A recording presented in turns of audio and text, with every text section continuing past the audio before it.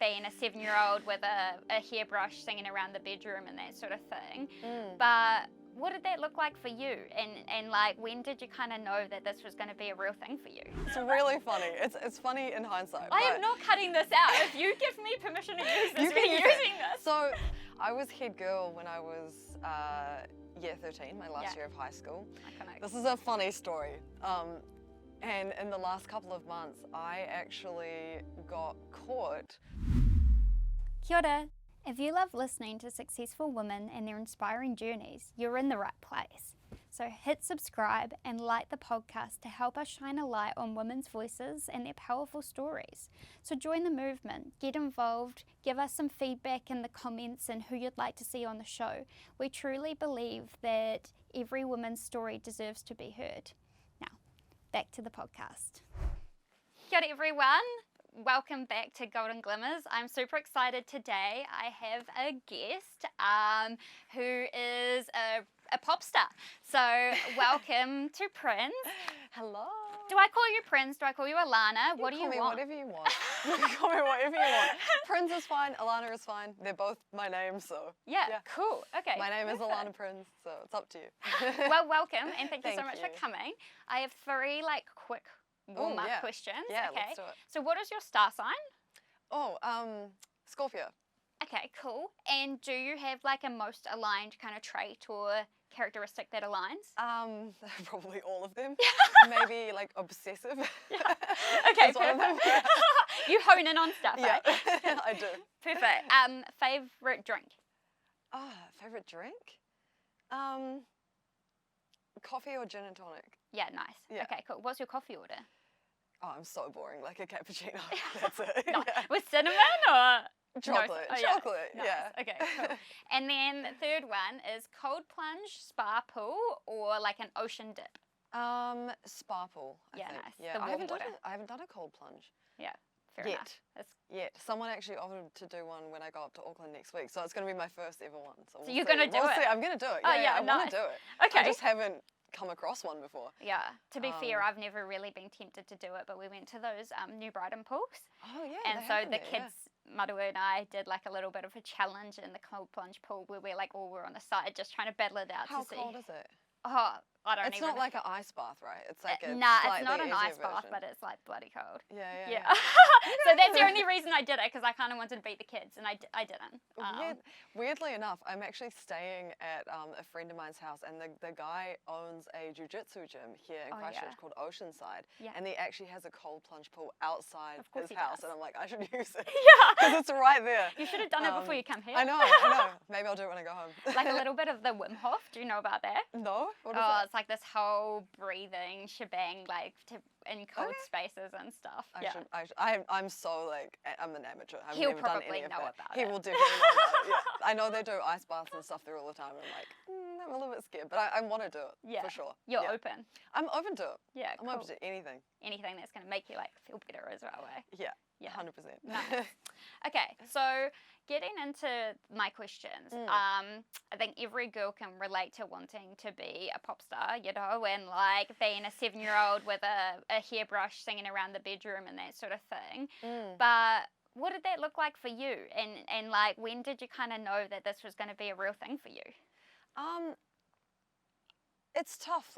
It's one of those things that I don't think you ever really think is a possibility. Yeah. It seems like one of those fantasy careers that, you can dance around, like you say, with your hairbrush and muck around as a kid, but actually turning that into a career path is a very, very different process.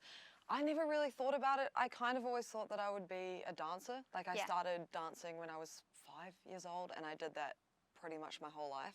Jazz? What was your dance? Started with tap and jazz. Yeah. And then over the years, I added Irish dancing, hip-hop, and contemporary. Yeah, wow. And then I auditioned for the Auckland Youth Theatre Company kind of once I'd finished all of my dance exams and stuff like that. So I did that for a few years before I moved down to Christchurch. And then even here, I came down here to study musical theatre. So I always kind of was doing it. You've always obviously been in the art space. Yeah, I've been in the art space. Like I used to sing, like my brother plays a lot of instruments. We always used to sing around the house all the time. Like I studied music, dance and drama at high school. I was always in school choirs. I was always doing performances that involved singing and productions. Like it was always there, but it was definitely more dance orientated for a long time. I thought that I'd do musical theatre, and I came down here and I went to NASDA, Performing Arts School, and I did a year and a bit, and then I dropped out of it, and I absolutely hated it. Yeah, what do you think that difference was? Because, like, so one of my best friends was a dancer, and that was like hardcore, right? Like it's every single day of the week, hours, and then you normally like do some teaching and that sort of thing. Exams are a massive thing, and you travel quite a lot for dance too, eh? Yeah. If you want to make it as a career, you definitely need to. There's not a lot of opportunities in New Zealand for a lot of the art stuff. So yeah, interesting. And so, like, did you have you would have had like dance teachers that were kind of there with you along on that journey, or? I don't know. I think when I came down to Christchurch, I was like, I want to do theatre, I want to do dance, I want to do singing, I want to act, but I hated the combination of them all together on stage. I loved them individually. And once I left and I dropped out of uni, I still pursued dance separately. Like I danced for the Crusader Maidens here for quite a few years, and I loved it again. And I was like, I love dance by itself. And then I loved singing, and I just wanted to sing so bad. I don't know why. I think maybe leaving uni, I kind of felt like I had something to prove a little bit as well. Like I think a lot of people thought that I had dropped out because I was just being like a lazy uni student or whatever, but the reality is I was going through a really tough time, and not a lot of people kind of knew about it, and so I had this like fight in me that I really wanted to prove that I could be like a singer and be someone who was paid to do the arts without having a degree. I had this like chip on my shoulder for a number of years. And so I just really, really, really wanted to find a way to do that. And weirdly enough, like I came across an audition for a band, this terrible, terrible, terrible little like pub band, on student job search. Yeah. Saw it there and I was like, okay, like this is my chance. I'm gonna get paid. I'm gonna go audition. It was so rough around the edges at the time. Like I didn't think about it at the time, but it was interesting. Like I went into someone's garage and like audition. Like it was so funny. But that's how it always starts. It's always 100%. in someone's garage. Yeah, I was in someone's garage. It was like a really old band. Like they were not like young people like me. They were like substantially older, playing at like taverns, and it was funny. And I went there and I auditioned, played a couple of songs. They offered the job to me, and then they paid me like $20 an hour, and I got so ripped off for my first like couple of years doing music, but I was so excited because I was getting paid to sing. Yeah. And all these people were at uni, and they were like still working away, and a lot of them left and had to go and get real jobs, if you want to call it that. And I was just like, I'm getting paid to sing, and that was for a long time. That was just like the thing that I cared most about, and I just. How old were you when this? Like so. I was 19. Yeah, right. Yeah, I was 19. So I came straight after high school, moved from Auckland, came down here, had my first year when I was 18, and then I think it was like May of 2014, I was just done with it. Do you think that you took the whole exit from uni quite tough? Like do you know, in my eyes, I'm like, like of course she left uni to become a pop star. Like that makes total sense. And why would you go? I didn't leave to become a pop star. I left because I actually got told that I couldn't continue that year. Right. I got pulled aside from a few of my teachers at NASDA, and they actually told me that I was not mentally well, like in a good position to be able to continue, and they actually asked me to take a year off. That was really hard. Yeah. So I'd like to say that it was like my decision, and maybe part of the reason that I had this chip on my shoulder is because I didn't get to decide that for myself. Yeah. I actually got asked to take a year off, and so I think that was probably like something that really drove me for a number of years to be like, no, I'm gonna show you that I don't need a degree to like do this. Yeah. And like in your early days, you know, trying to like pursue the world of arts and stuff, like from a family perspective, were your parents like supportive of that journey and stuff? Yeah, cool. Yeah, I've been really lucky. Like my parents are incredibly supportive. Like the only reason I did dance and arts and things like that was because, you know, my mum put me into dance classes as a 5-year-old. Yeah. I definitely wasn't deciding that as a child. Yeah. And so I did that forever, and my brother, being very much into music, he actually went and studied a contemporary music course after high school. So we were both like very much into the arts. He never did dance or acting, but he was like the music one, and I was like the dance and acting and kind of music one. Yeah. And so, you know, they were really supportive. I think in hindsight, maybe they didn't think that we were going to, or like I was going to pursue that as a career. Like they take probably it didn't this far. think, yeah. I don't think they thought that far ahead. I think they just, you know, saw that we loved it and then maybe thought we would like segue into something else, as most people do. Yeah. Totally. But yeah, and then I came down here and I was like, no, I'm going to continue this. Because what else was I going to do? Like all that I knew was arts of some kind. So it kind of makes me laugh that when I think about them and I think about, you know, the fact that maybe they thought I wouldn't do this, I'm like, well, how else did you see it going? Yeah, that's really interesting, I mean, I can relate to that totally. I was like actually a really like mute of a child. I was super, super shy, and my sisters were dancers, and I have like heaps of cousins, and they were always into like competitive like ballroom, jazz, and all of that sort of thing. And unfortunately, I was not blessed with coordination. And so I think that like my mum was like, okay, Zoe's not going to be a dancer, but they got me into speech and drama just to try and build some like confidence and stuff. But for me, I think that what it allowed was that I was able to like channel other personalities, and I always like love to be like act to be like a bit sassy and show a little bit more attitude than I felt like I had permission to do in like day-to-day life and stuff. But yeah, like you said, I don't think that my mum like ever really anticipated that it would go much further than that. I think she actually just wanted me to like communicate with adults. And like be able to say, hello, how are you? They're only really thinking about it in this little bubble. Yeah, they're not like, thinking about like she needs a hobby. She needs to get into something immediately. And yeah, comms are pretty good, but yeah, it's really interesting, right? Because for a long time I was like kind of put it on pause and pursued other things, but now I'm like, oh, I podcast. Like I actually using that speech and drama stuff that like mum got me into when I was at primary school. So I see what you mean. Yeah. And like what did you talk to them much about when you were gonna leave uni? You talked to them about it, or were you kind of doing it on the down low? So I left Auckland on some pretty bad terms. Like during school, I was always like a really a bit of like an overachiever. Like I always really wanted to be just involved with everything. I'd put myself into everything, and my parents always really encouraged me to do that. And I loved doing that as well. Like I'd love just getting stuck in. Like I always have. And so I was head girl when I was year 13, my last year of high school. Iconic. This is a funny story. And in the last couple of months, I actually got caught trying to buy weed from a year 9. This is a true story.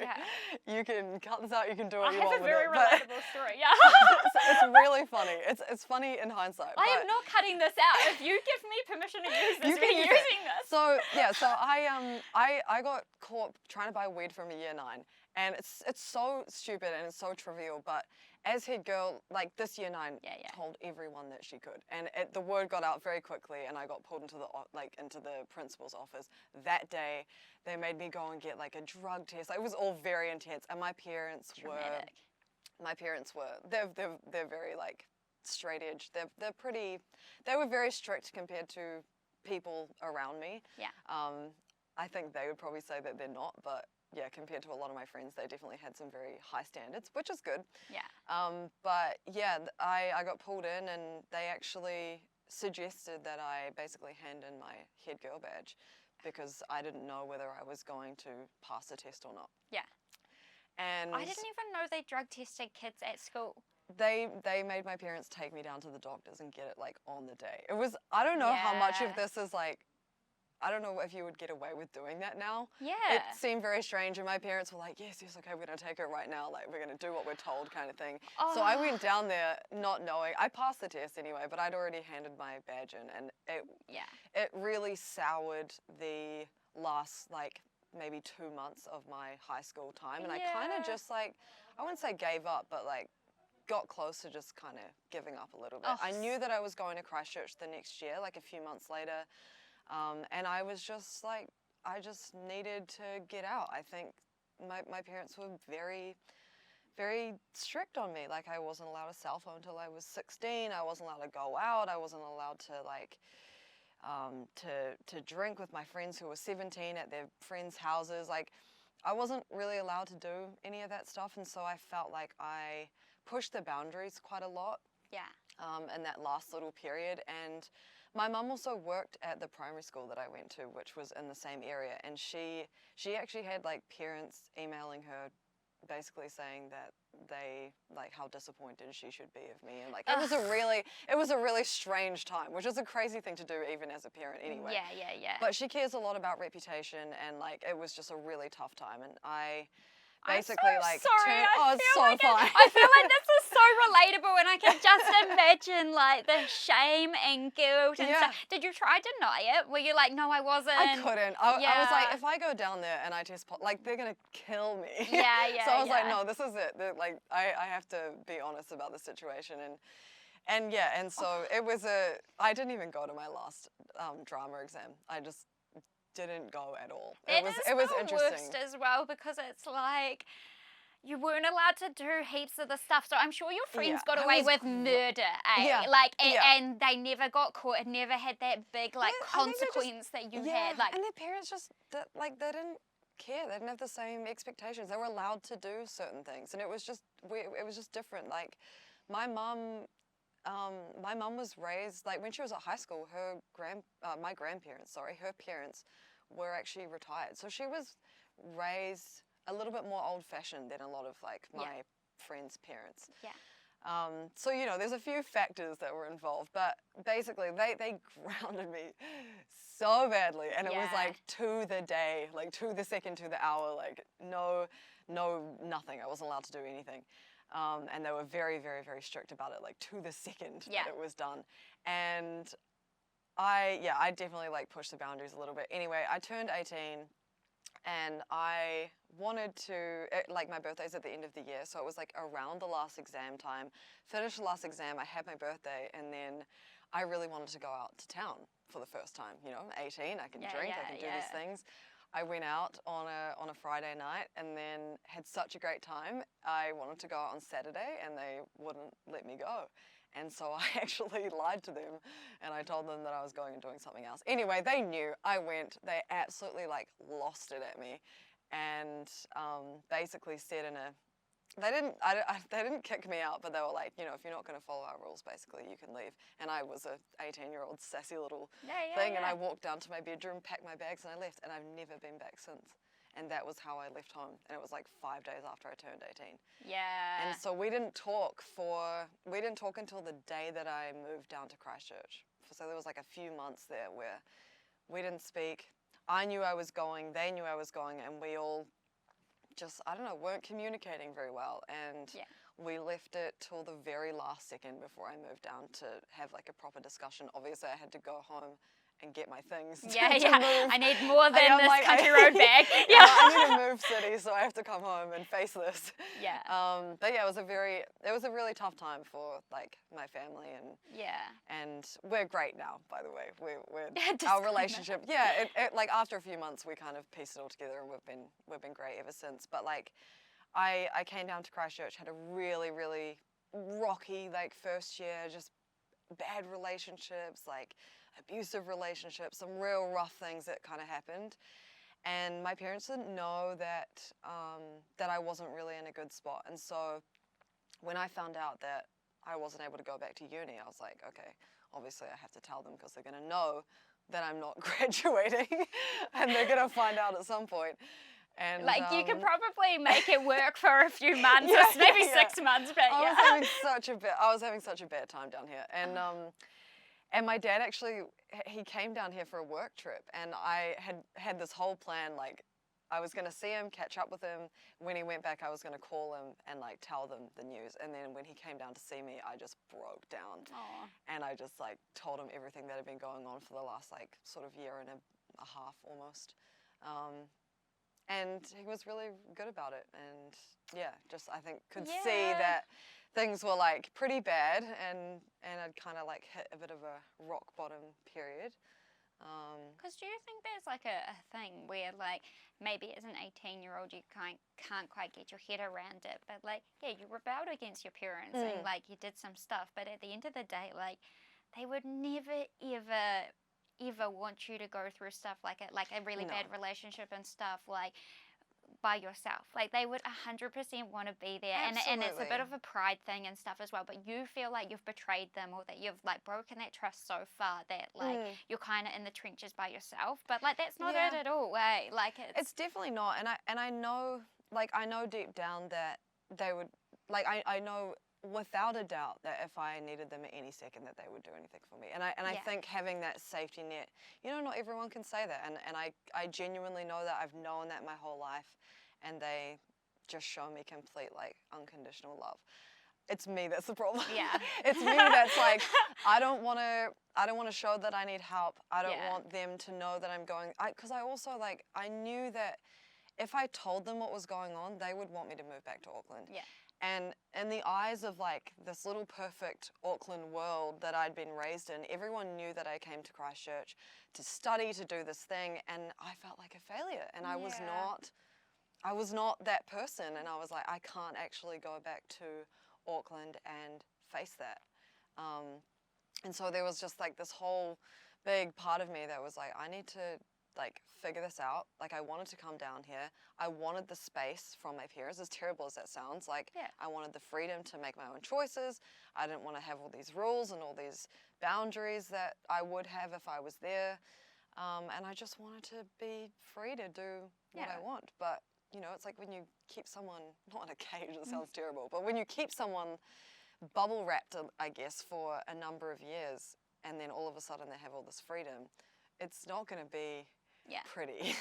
At least not initially. There was a lot of like things that I had to work out. Yeah. And it took a long time to figure it out and to really work through a lot of issues that came up because of it. So yeah, but I had a lot of pride, and I was like, I need to do this myself. I want to do it myself. I don't want to ever ask for help. Like, this is my thing, it's my problem, and I need to fix it. Yeah, and it's actually just all like really normal stuff that like everyone goes through as well, right? And you just want to pave your way, and you want to show that you're not like little Alana anymore, and that you can problem solve, and that you can like build relationships around you with friends and that sort of thing as well. But yeah, I mean, I fully can relate to that. I've been like hyper independent for such a long time, where like I hid a lot of things from my family. Because I was like, no, I'm good, and it's not real bad. So long, like I've been like asking for this independence and this freedom, that you don't want to be seen to like be running back home to mum and dad after you've just been like pushing for it for so long. So I understand what you mean. Interesting. Yeah, okay, cool. And so what happened after that? So you had your like down low with your dad and filled him in the gaps, and I'm sure that they broke down in a subway somewhere, like having over a sandwich. I was just bawling my eyes out. You're like, it's so good down the sand. Pretty much. And yeah, he was so good about it. And it was exactly what I needed. Like I was so afraid of like what they would think or how they would react. And I think he just, I don't know, he dealt with it perfectly. I took a year off in 2014. I was doing like so many random little jobs. I was like a mascot, like a teddy bear mascot for stadium cars. I was doing like little promo things. I was in the band. Yeah. Just playing on like Friday, Saturday nights with a terrible guy who would not let me sing more than a couple of songs a set. He would tell me to my face that my voice wasn't good enough. Yeah. That it was like quite abusive for a number of years, which was a very interesting start to my music career. No shout out to him. No shout out to him. He still watches my stuff, so yeah, shout yeah. out to him. We've all got that one person though, eh? It doesn't matter what field you work in or whatever, but they make you double guess it, eh? But if they've given you some sort of opportunity or platform, then you're like, oh, well, maybe he sees me and maybe he's right and that sort of thing. But like, it was the only thing I had. It was the only opportunity that I had to sing, and I was like, I'm gonna take it, and I'm gonna sit here and but it was like 2, maybe even 3 years of that. And me finding out after, 2 or 3 years that he was like sometimes he just wouldn't pay me because he didn't feel like it. Yeah. And he would say at shows or in front of people, this is my amazing singer, Alana, blah, blah, blah. And then behind closed doors, he would literally say to me like, oh, you'll never be a lead singer, blah, blah, blah, like your voice isn't strong. Like he would say these things to me and it was insane. And I somehow stuck it out for a couple of years until I met another guitarist who just like filled in for a show and was like, why are you getting paid like less than half of what these gigs actually pay? And like I had no concept of that. Like I don't know what I was like getting paid $20 an hour to sing. Like I didn't know that I was supposed to be getting paid way more than that. I was just like all these rules around it. Like it was completely new to me. So I spent a little bit of time being like, okay, well, if this is what it's supposed to look like, then this guitarist, this person, I'm like, well, you need to do it with me then. Like, can we start like a duo or something where we can do it together so that I'm not in this environment with this person who is just like treating me like absolute shit. Show me how. Just on a quick one. Yeah. Did he make it, like, that guy, or is he kind of doing the same? He was like 60 when he was 60 when I was singing with him. And the weirdest thing is I actually used to, there was a show, I don't know if you've ever heard of this, there was a show called Showstoppers. It's almost like New Zealand Idol kind of vibe, but it was like before Idol even existed. I must have been, I was so young when it was on TV. He actually won that show. Right. And I watched him as a kid. Right. Like a really, really young kid on TV win that show. And then had no concept of that until we started working together and kind of like pieced it all together. And I was like, oh my God, like you're the guy. Like that's crazy.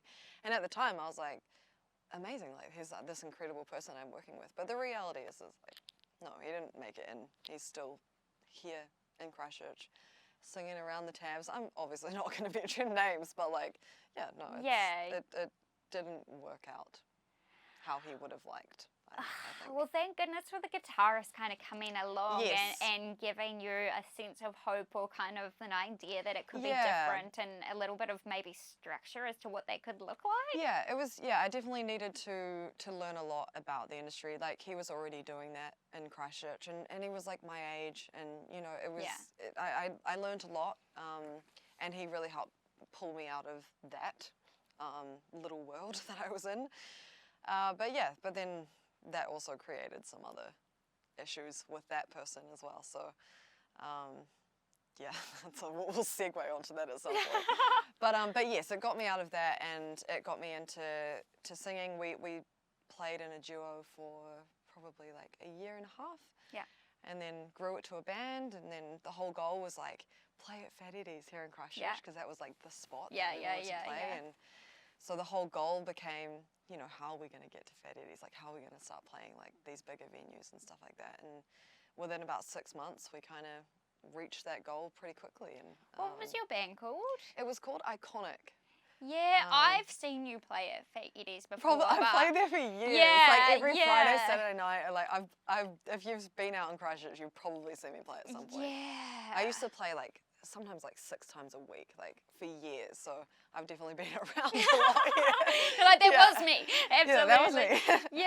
Okay. But yeah, it was Iconic for a while, and then for a number of years, and then we played as a cover band called Voxy, which was the more recent version of that. Yeah. Up until a couple, like 2 years ago now. Yeah. But yeah, that was the cover scene, was like those two two bands for me. And how did it feel when you booked for Eddie's? Were you Oh. like, yes? The first time I ever played, it was like the weekend before I went to Europe for the first time. So I was like on such a high. I was like, we made it. Like I played the show, had the best time. Literally, you know, a few days later, got on a plane, went to Europe for the first time, had the most amazing holiday with the partner that I was with at the time. So yeah, it was like, everything was like on a big high. I felt like I'd... And how old would you have been then? I was...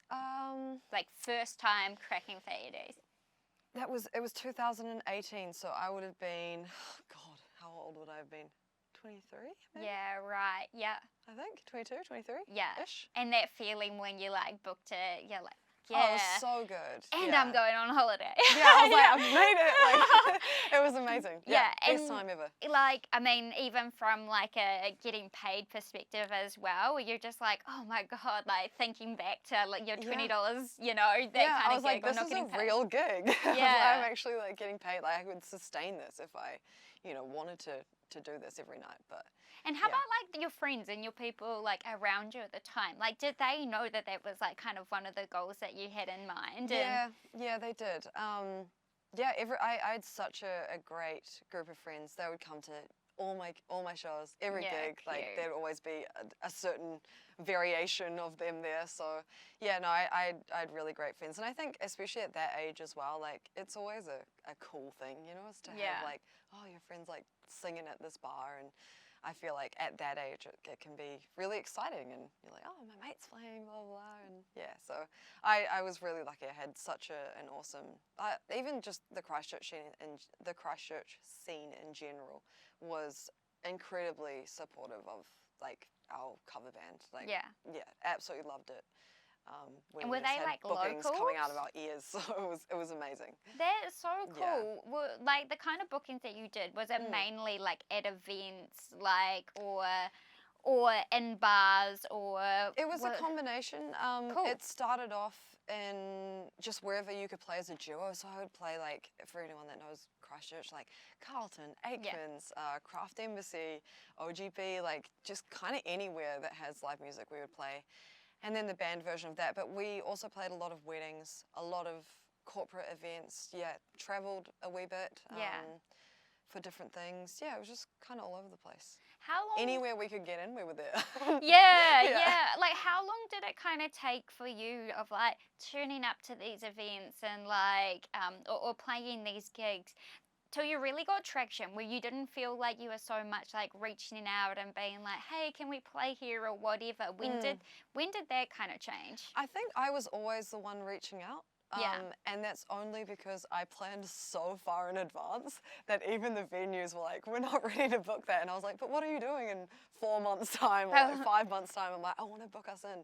Yeah, so and if you're not booked that far ahead, then that sounds like a yes. Yeah, exactly. Then you've got no excuse. But yeah, no, I would always reach out. Like I love organising stuff. I loved it. Like, I love it. And so I was always just looking for any opportunity that there was to play. Like they didn't need to reach out to me. I was just like in there. Yeah. So yeah, I feel really lucky. Like I had such a great group of musicians with me. They were really, really talented. And I feel like the types of songs that we chose as the band were quite refreshing in the cover scene. Like there were a lot of bands, you know, that play Wagon Wheel, Valerie, like all your typical stuff that you hear, and we tried to put a bit of a twist on the scene, and especially playing at Fat Eddie's as well. Like we were playing from midnight till 3 a.m. like every weekend. The only people that are there are like drunk 18-year-olds. They want to hear new music, so we were playing like Dua Lipa, we were playing like Kings of Leon, like newer, more interesting types of music, and more like pop sort of stuff that people want. Like we were playing like Billie Eilish Bad Guy, and like these crazy like versions of stuff that people were very surprised to hear from a cover band. So I feel like we had a cool twist. Cool. Yeah, that's... So it was good. It worked in our favour. And were they like locals as well? Yeah, they were okay, all cool. locals, So everyone kind of had like a few people that they could kind of call up to build up the audience to start with at least. Yeah, a little bit. I mean, we had a lot of support. Fat Eddie's is always busy. Yeah. I was gonna say we don't even need to like try and bring people in. That place is packed. Yeah. It still is, I think. And by 1 to this a.m. day. everyone's just, Yeah, anyway. everyone's vibing, everyone's happy. Lines are out the door, and like almost people couldn't get in. It was more that problem than anything else. So yeah, we were really lucky. That was like our cover band like heyday. We had a good few years where it was just every weekend, like Thursday, Friday, Saturday, Sunday afternoons. We were just, I was loving it. Absolutely loved it. But eventually you got to segue out, don't you? Yeah, totally. Yeah. Well, on that, let's just have a little break. Yeah, no and worries. we'll come back, okay? Welcome back, everyone. We are going to continue this now, so I want to hear about your segue into the next stage of your life and career. Yeah. So the PRINS segue, the actual original music. The guy that saved me out of the little shitty cover band that I was in was actually producing his own music. So that's kind of where the initial seed was planted for me, where I was like, maybe it's possible that I can write my own song. It took like a year and a half. He was very slow. He was very new. I obviously didn't know what I was doing, and it took a long time to kind of get it underway and to finish my first song. I put together my first music video. I put it out in the world, and like as soon as I did that, I was like, I have to keep doing this. Like I want to keep doing this. It's so addictive. Yeah. And it is obviously like a really exciting creative outlet. And also when you're starting out doing that for the first time, you know, people are really supportive. Like people really want to see you do well, at least for the first 5 minutes until you actually start getting traction. And then New Zealand seems to have this problem. We like to call it tall poppy syndrome. Yeah. Where as soon as things start to gain a bit of traction, they want to chop you off at the knees and see you be at the same level as everyone 100%. It's like they want you to do well, but not that well. Yeah, like, and who does she think she is? Like, yeah. So it's interesting. Like when I first started, and like I released my first song in 2019. Yeah. Released a couple of singles. People were like all about it, loved it. And then I started putting on my own shows. Then we started getting a bit of radio traction, and things started like kind of, you know, like it started going well for what it was. And all of a sudden, the people that were at the shows were not there anymore. And there was like this kind of weird transition phase where you're starting to replace your like friends and family, and you've actually got to replace them with real fans. Yeah.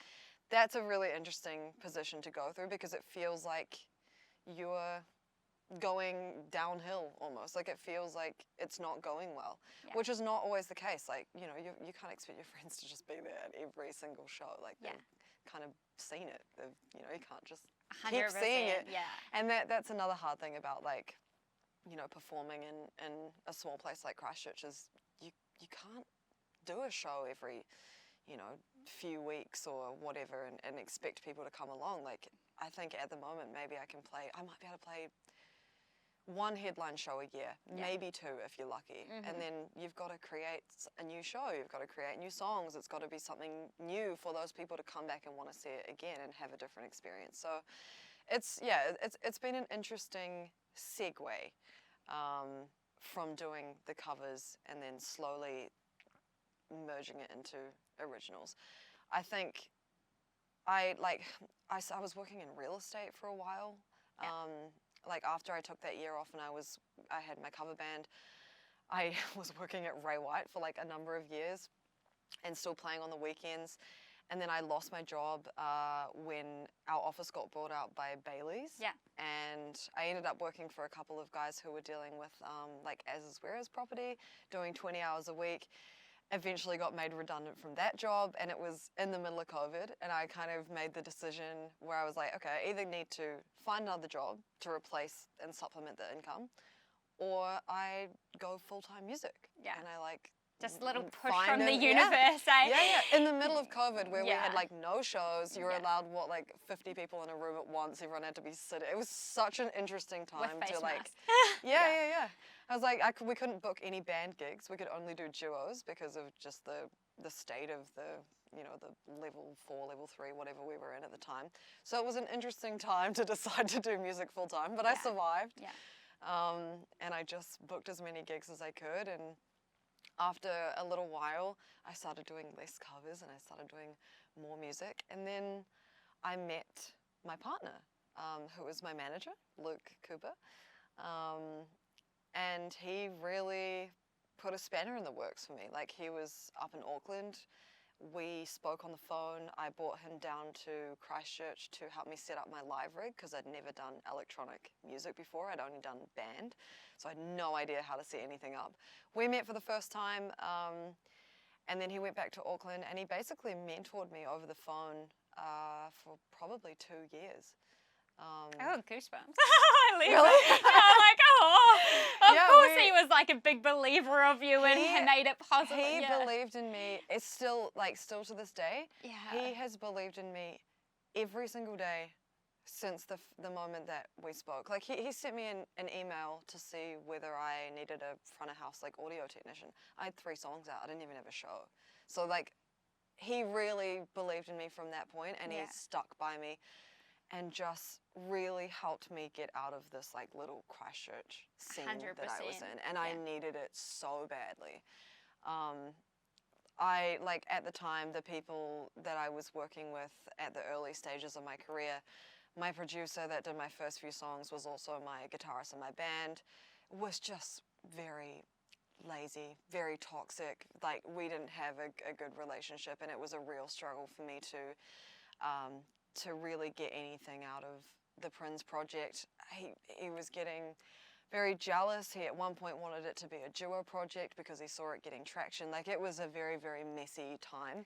Yeah, reason, season, lesson, right? So like, and maybe in the prior stages of your career it worked and aligned and that sort of thing, but like, not everyone's supposed to be on that journey with you, like, the whole way, right? Yeah, so, 100%. And I did not, I was so afraid to let go of that, because I didn't have anything to replace it with. I didn't know what it meant for my project. I didn't know if I removed this person who was doing all these different roles, like, do I now have to pay one person? Like, do I now have to pay like 3 people to do this one role? Like, how am I gonna, you don't even make money, like, for so long in your music career. Like, how am I gonna afford to pay now all these different people to do these different roles? Like, there was a lot of fear that I had to work through.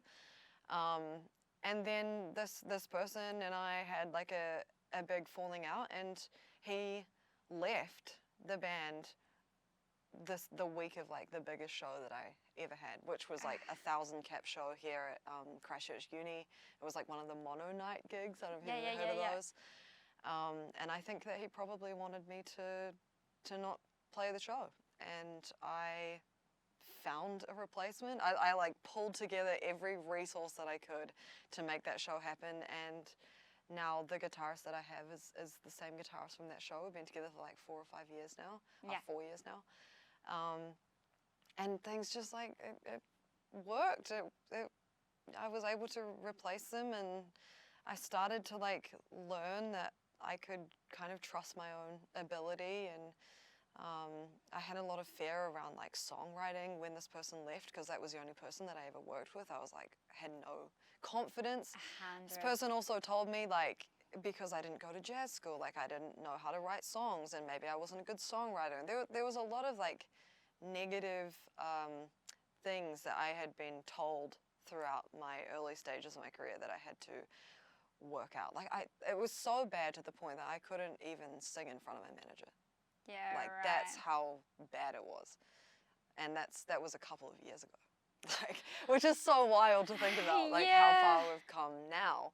But like, I would sit there and go to record, parts to a song, and I would just have an absolute meltdown. Like, I couldn't, I would just cry, and I freaked out. Like, I thought I couldn't do it. And so it took a long time to like undo that, like a good couple of years to undo that. And Luke was the one person that really like stuck with me through that and helped connect me with new producers. He helped connect me with Lee Matthews and Drax Project and Marlon from 660, and like all these things that happened pretty quickly after leaving that sort of relationship. Incredible. But yeah, he really stuck by me and believed in me the whole way. And I think I genuinely believe that without that, I probably wouldn't have the career that I have today. No, 100%.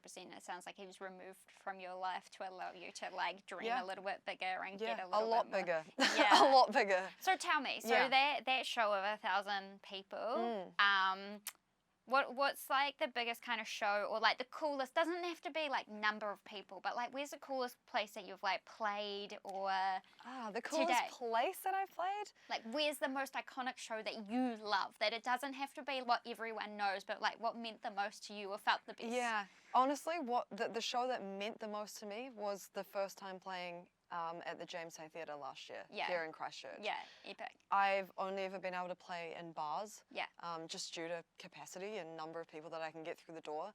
And so I played maybe 4 shows in Christchurch, all at like different bars, slightly getting bigger, but you can't really bring in production element. You can't bring in lighting or staging or anything like that. So it was very limited. It was just, it felt like my own version of like a cover gig.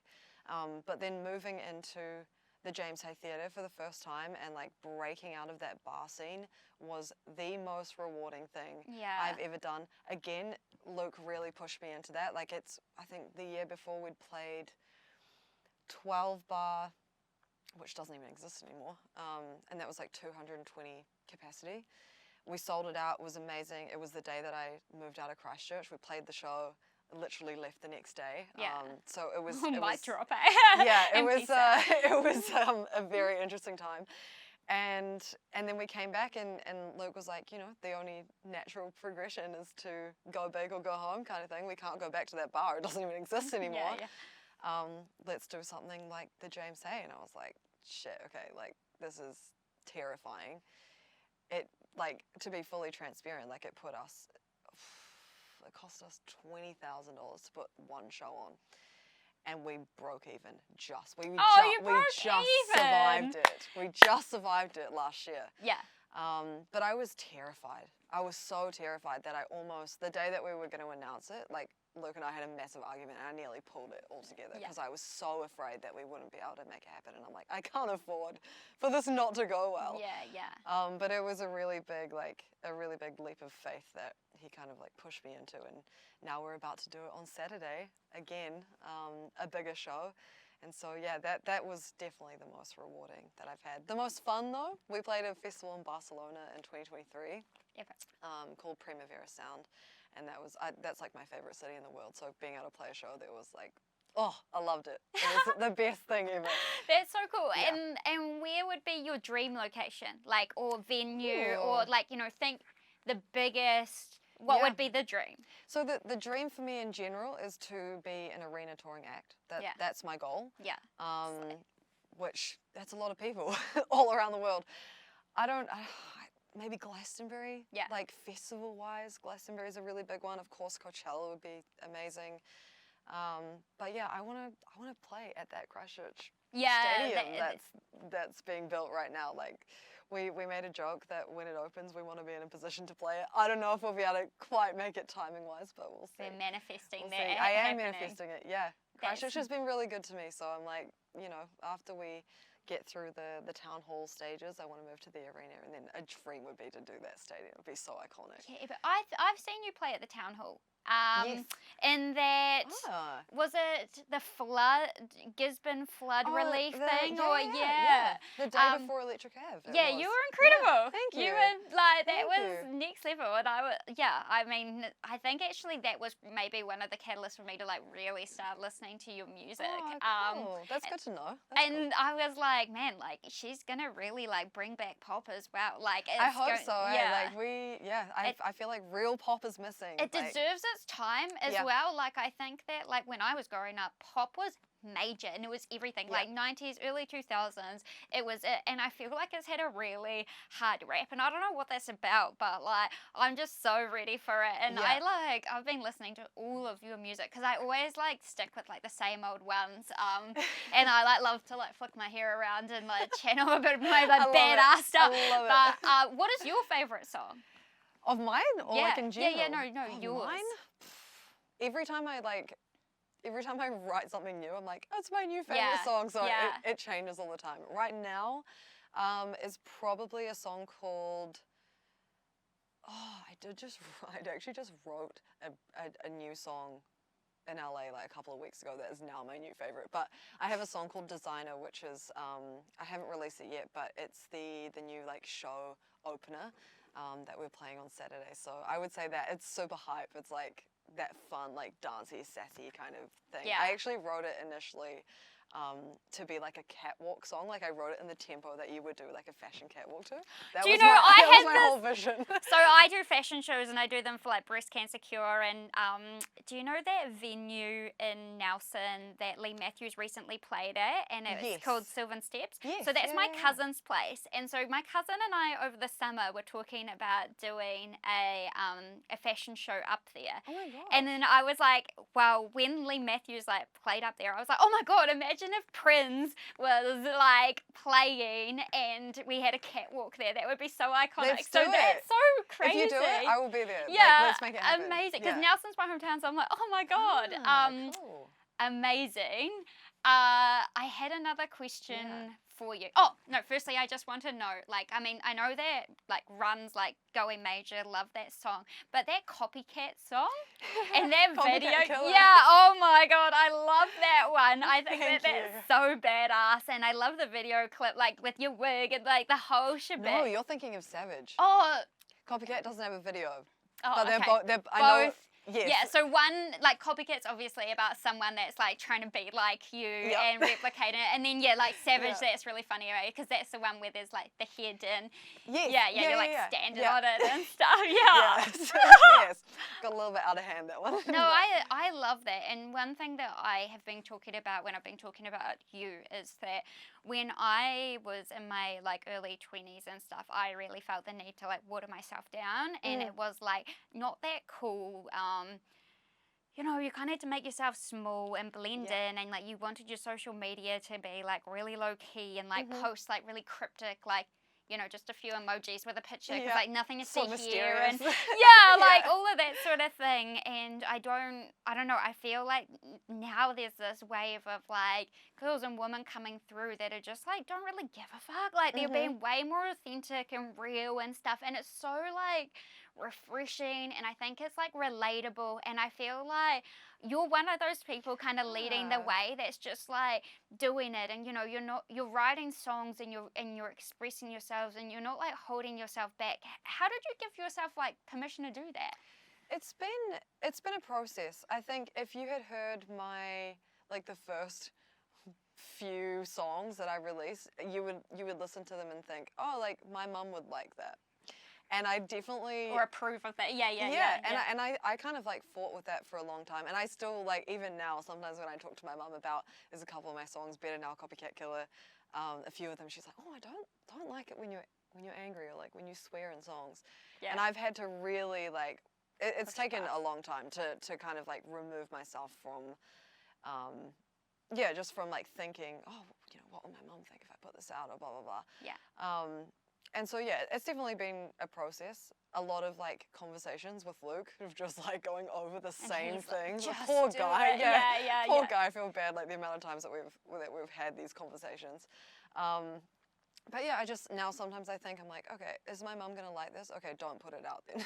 So like do the opposite. Is go for is my it. mum Yeah, gonna yeah. hate it? Perfect, put it out. Exactly. No, not quite that bad, but like I don't I know, love like, that I you've wanna done the be- work to do that. Like, Yeah, and it has been a process, and like I think maybe at times I've gone a little bit too far and like intentionally like pushed the boat out a little bit much and had to rein it back in. And so I feel like now I'm at the time where I'm sitting in a nice position, but you can tell like with some of my older songs that I was like, I don't know, like dealing with some issues and like really like trying to, I don't know, maybe like trying too hard to make a point. Yeah. When, Well, I think that's okay, and those are the songs that like do catch on as well. But and it's funny, like some people are like, oh, those are my favorites, and then other people like the other ones, and so you kind of just learn over time that like not everyone's gonna like everything anyway, ever, and so just do what is authentic what to feels you. right. And I want to be, I don't know if badass is like the word, but like I want to be like a confident yeah. and positive influence on people. Like Yeah. it's not why I do it, but like I do think that it is important to not water yourself down. 100%. You're giving people permission to do it, and I think Yeah. that that's really cool. And I really wanted my niece Lakin to come along because she's 10 and she's a fan of yours, but she's sick, which is so sad. But Oh. because I want her to see that she doesn't have to do that. Like she's Yeah. like pretty extra and stuff, but she's so fab. And I'm like, God, please don't ever lose that kid. Yeah. So like I think that you giving yourself permission to do it is actually empowering other females to be able to do the same. And that's Yeah. what I think is like so cool and inspiring about you. And also I'm like, you're young, like you're just getting started I as feel well. like I'm just getting started. Yeah. Well, this has been incredible and I'm so grateful. I have a little gift for you there, Oh. which Ooh. I've excited. wanted to give you one for ages. We And talked about this. Yeah. Oh my gosh. So Yes.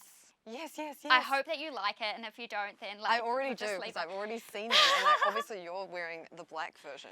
Thank But you so much. it's This is just- so cool. It's just a little gift to say thank you. It really means so much to me that you said yes to coming on here. 100%. And it's been a pleasure. And I just want to say from me, like, other than thank you, I genuinely believe in you. And I just Thank think that genuinely, like, you've got such a bright future ahead. And I'm so pumped that I can be like, you know, you're already big time, but when you get bigger time, I'm going to be like, I've interviewed her and we'll I come know back her. and we'll do it again, and I'll tell you the journey from like this point on. Exactly. It's That would be only going to be awesome. more interesting. And I really hope that you can tick off Glastonbury as well. It's gonna happen one day. One day. Well, thank you so much. No, thank I'm you. gonna Oh, give it's you a been hug. Yeah, thank you so much. Oh, it's and to been the so listeners, nice. thank you for Thank you. listening and see you next time.